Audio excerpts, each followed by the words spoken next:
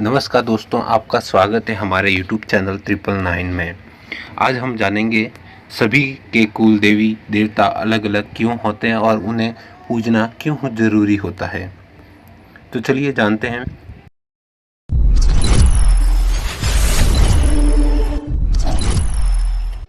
भारत में विभिन्न समुदाय के लोग रहते हैं। इनमें कई समाज और जाति के अनुसार अलग अलग देवी देवताओं की पूजाएं की जाती है।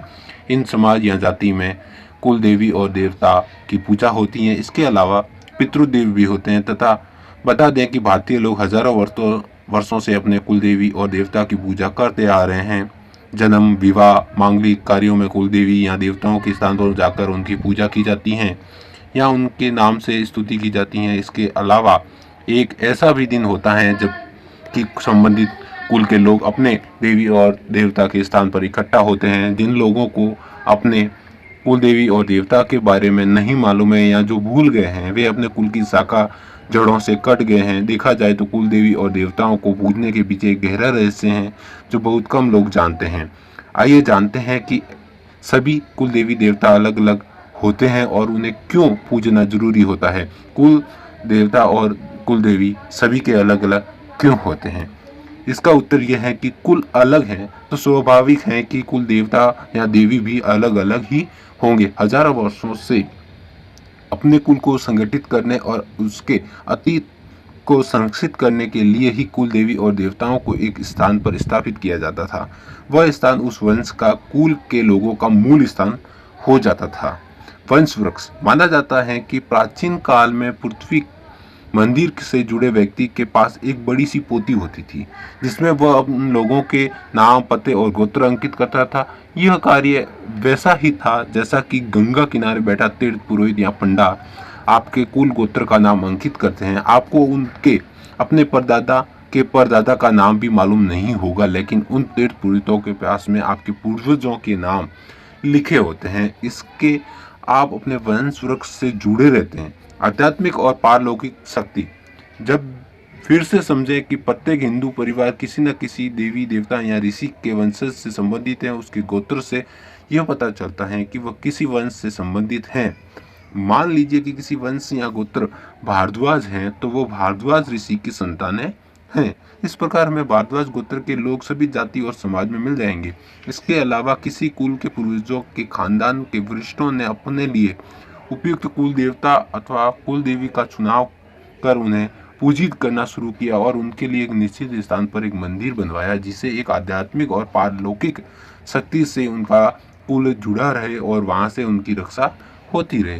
कुल वंश परंपरा कुल देवी या कुल देवता या कुल वंश के रक्षक देवी देवता होते हैं। ये घर, परिवार या वंश परंपरा के प्रथम पूज्य तथा मूल आधिकारिक देव होते हैं। अतः प्रत्येक कार्य में उन्हें याद करना आवश्यक होता है। इनका प्रभाव इतना महत्वपूर्ण होता है कि यदि ये रुष्ट हो जाए तो हनुमान जी के अलावा अन्य कोई देवी या देवता इनके प्रभाव, दुष्प्रभाव या हानि को कम नहीं कर सकता या रोक नहीं लगा सकता। ऐसे अनेक परिवार हैं जिन्हें अपने कुल देवी या देवता के बारे में कुछ भी नहीं मालूम है।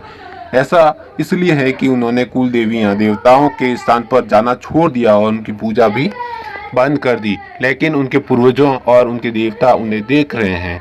भूले इतिहास कहा जाता है कि कालांतर में परिवारों के एक स्थान से दूसरे स्थान पर स्थानांतरित होने, धर्म परिवर्तन करने, आक्रांताओं के भय से विस्थापित होने, जानकार व्यक्ति के असमय मृत्यु होने, संस्कारों का क्षय होने, विजातीयता पनपने, पाश्चात्य मानसिकता के पनपने और नए विचारों के लोगों या संतों की संगत के ज्ञान भ्रम के उलझ कर लोग अपने कुल खानदान के कुल देवी और देवताओं को भूलकर अपने वंश इतिहास भी भूल गए हैं। दुर्घटनाओं का योग शुरू ऐसा भी देखने में आया है कि कुल देवी देवता की पूजा छोड़ने के कुछ वर्षों तक तो कोई विशेष परिवर्तन नहीं होता है, लेकिन जब वो देवताओं का सुरक्षा चक्र हटता है तो परिवार में घटनाओं और दुर्घटनाओं का योग शुरू हो जाता है। सफलता रुकने लगती है, ग्रह क्लेश, उपद्रव व अशांति आदि शुरू हो जाती है और लोग वंश आगे बढ़ने नहीं पाता है। तो दोस्तों, ये जानकारी आपको अच्छी लगी हो तो हमारे चैनल को लाइक, शेयर एवं सब्सक्राइब करना ना भूलें। अगर किसी भी तरह का कोई त्रुटि हो या आप आपके मन में किसी भी तरह का कोई सुझाव हो तो प्लीज़ हमें कमेंट करके ज़रूर बताएं।